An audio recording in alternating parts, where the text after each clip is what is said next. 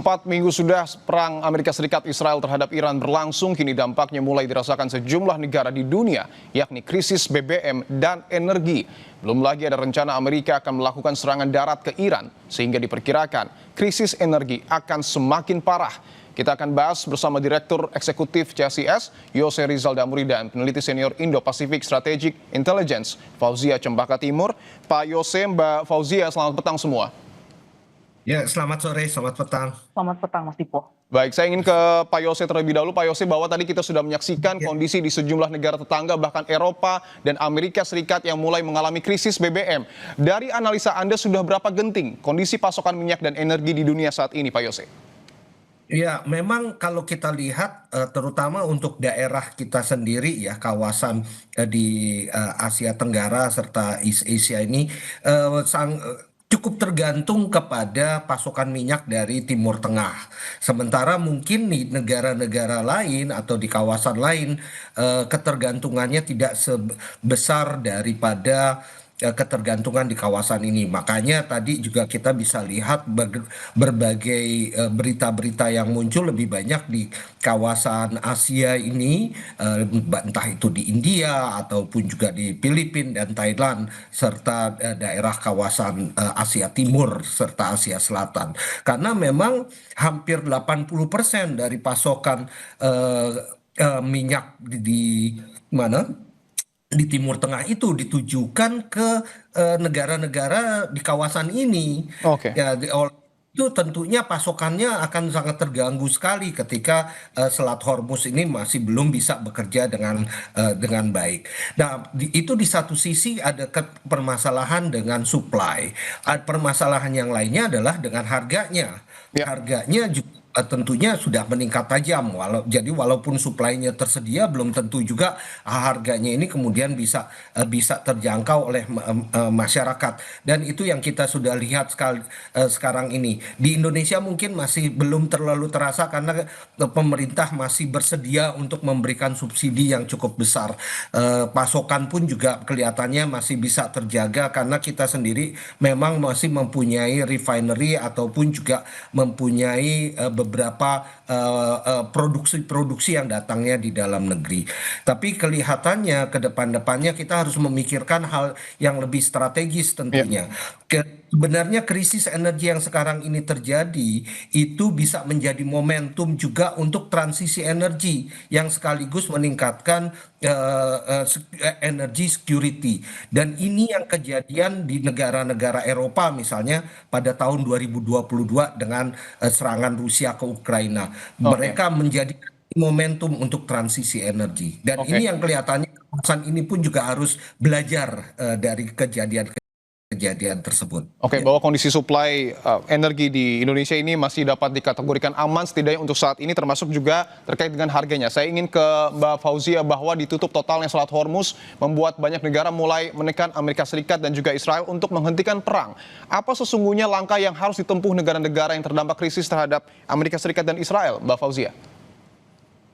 Tentu, terima kasih Mas Dipo. Tentu kita lihat bahwa saat ini negara-negara berusaha untuk segera mendeeskalasi konflik ini atau perang ini melalui berbagai cara, salah satunya melalui berbagai mediasi-mediasi yang dilakukan oleh negara-negara Teluk, terutama yang sangat terdampak saat ini. Kita lihat bagaimana tentu negara-negara punya persepsi dan juga dampak yang berbeda terhadap energi ini, begitu bagaimana tadi disampaikan oleh Pak Yose juga tentang ketergantungan Indonesia misalnya terhadap minyak itu masih sangat rendah meskipun dibandingkan oleh negara-negara lain di misalnya Singapura atau Filipina. Misalnya Singapura, tapi di Singapura tentu saja memiliki reserve oil yang baik dan cadangan yang baik. Sedangkan Filipina saat ini sudah menyatakan state emergency dalam konteks memang bagaimana dampak keterbatasan minyak yang distribusi ini sudah mulai dirasakan oleh masyarakat. Nah, kita lihat juga bagaimana sebenarnya negara-negara juga sudah mulai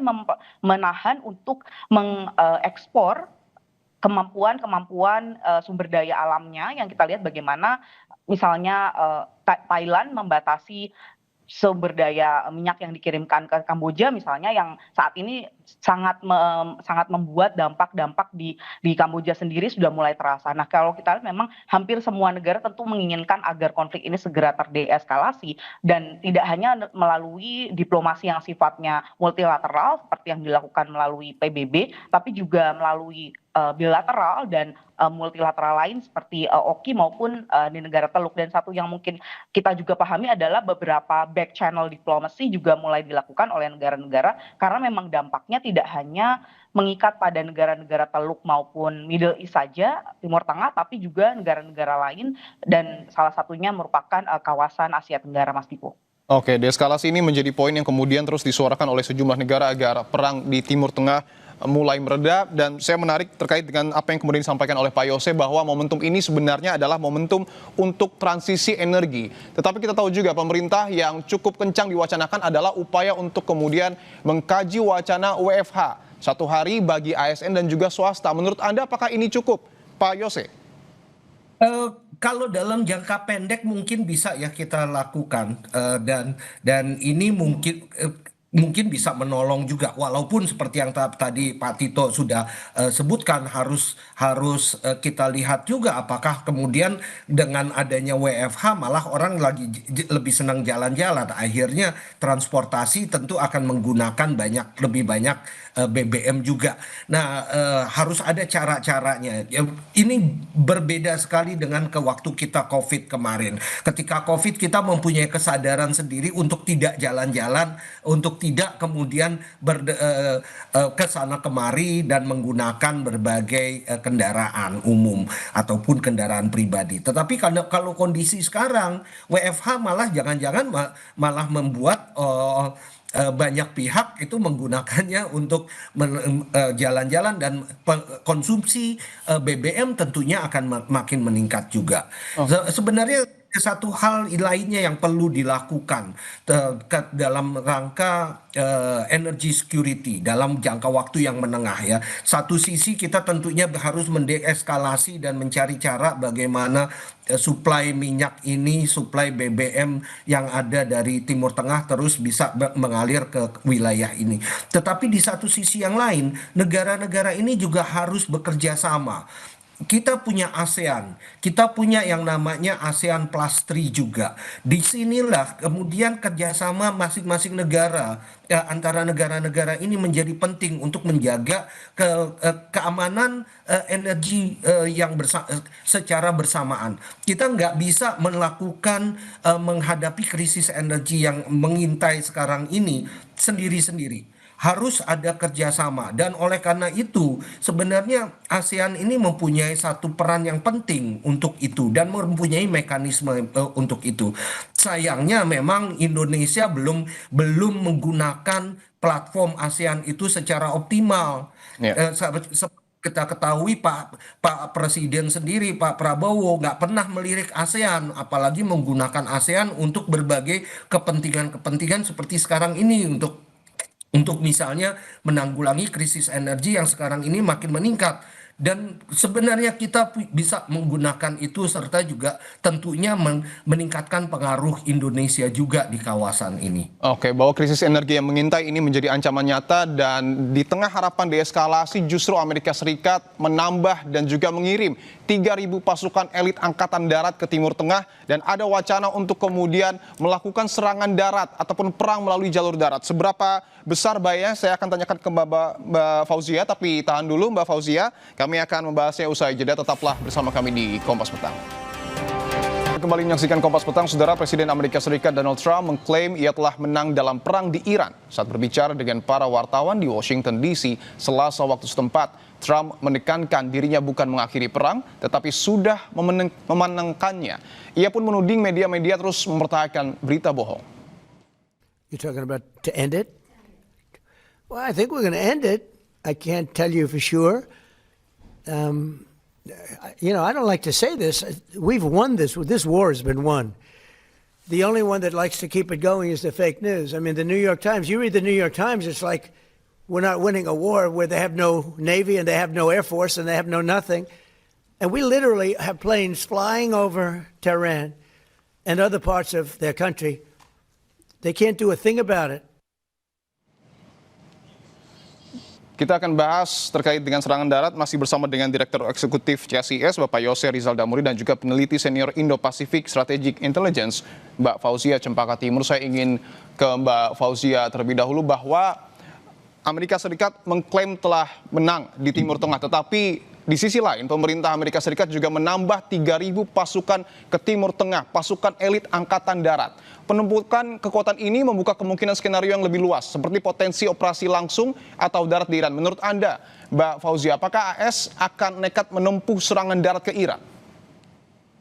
Tentu kita dengar juga bersama selain pengumuman terkait dengan dikirimkannya pasukan elit tersebut yang 82nd Airborne Division, tapi juga hal ini bersamaan dengan saat ini dilakukannya statement Trump terkait dengan negosiasi yang dilaksanakan di Pakistan begitu dengan pihak Iran, yang meskipun Iran juga menyatakan bahwa tidak ada negosiasi. Nah, kita lihat bagaimana sebenarnya yang harus dilihat bukan pada konteks apa yang dinyatakan Trump, tapi apa yang dilakukannya. Nah, tadi salah satunya telah disampaikan bahwa ada 82nd Airborne Division yang sudah dikirim, tapi juga kita lihat pengiriman pasukan elit helikopter yaitu 160 SOAR, yaitu Night Stalker, juga dikirimkan untuk sebagai bagian dari Special Forces. Nah, dikirimkan juga 75 Ranger Regiment yang biasanya dilakukan untuk sifatnya light infantry dan Delta Force yang saat ini juga dikirimkan ke daerah Timur Tengah. Nah, hal ini tentu melihat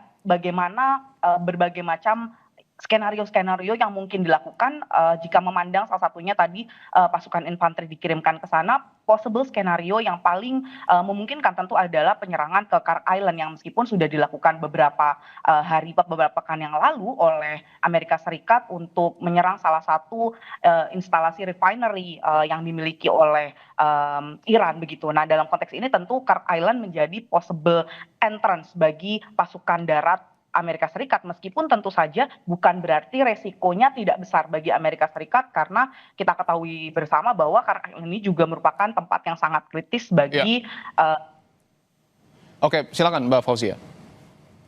Ya, nah kita lihat juga bagaimana beberapa tempat-tempat military base yang dimiliki oleh Amerika Serikat saat ini sudah diminta untuk dikosongkan. Nah, hal ini sudah disampaikan oleh salah satu spokesperson dari IRGC begitu yang menyampaikan bahwa ultimatum untuk negara-negara Teluk untuk mengosongkan military base Amerika Serikat. Nah, kita lihat juga bagaimana ini akan berdampak pada taktik yang dilancarkan oleh Amerika Serikat jika benar-benar melancarkan serangan darat ke Iran dalam konteks 5 hari janji untuk menghentikan serangan yang disampaikan oleh Presiden Trump. Oke, tapi pertanyaannya Mbak Fauzia, ketika Amerika Serikat betul-betul melakukan serangan darat ke Iran, dampak terburuknya apa?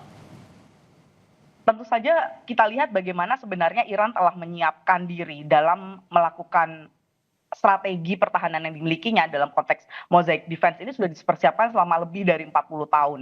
Dan salah satu statement yang sampai saat ini masih disampaikan oleh juru bicara maupun menteri yang berasal dari Iran adalah bagaimana mereka sangat siap jika Amerika Serikat maupun Israel memutuskan untuk serangan darat ke Iran dalam waktu yang dekat begitu, karena memang beberapa video informasi yang dikeluarkan oleh sumber resmi Iran menunjukkan bagaimana mereka masih memiliki kemampuan misil serta kemampuan lainnya yang belum pernah ditunjukkan oleh Iran dalam berbagai macam serangan sebelumnya begitu. Jadi Iran menunjukkan bagaimana dia masih menahan diri untuk tidak mengeluarkan semua kemampuannya. Dan tentu saja ketika ditanyakan apa resikonya, resiko terbesar tentu adalah semakin banyaknya korban dari pihak Amerika Serikat jika memutuskan tetap untuk melakukan serangan darat dalam kondisi saat ini. Oke, saya ingin ke Pak Yose bahwa tadi kita sudah dengar juga bahwa Presiden Amerika Serikat Donald Trump ini mengklaim telah menang di Timur Tengah. Analisa Anda apa makna dari klaim sepihak ini? Klaim seperti ini tentunya bisa dilakukan oleh masing-masing pihak ya. Tetapi sebenarnya kan waktu yang dipunyai oleh Presiden Trump sendiri sangat terbatas.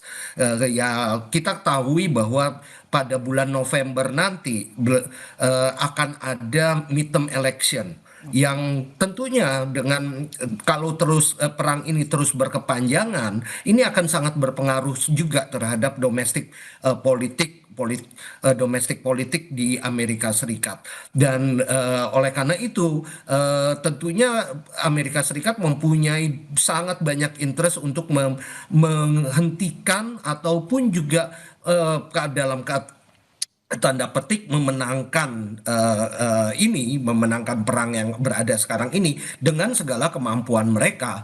Dan ini yang ditakutkan karena kemudian kelihatannya Iran akan bersedia untuk lebih banyak lagi terjun ke dalam peperangan ini, yang tidak memperhitungkan apakah korban-korban di Iran sendiri sudah cukup banyak saat ini. Jadi ini dianggap sebagai collateral damage yang sayangnya memang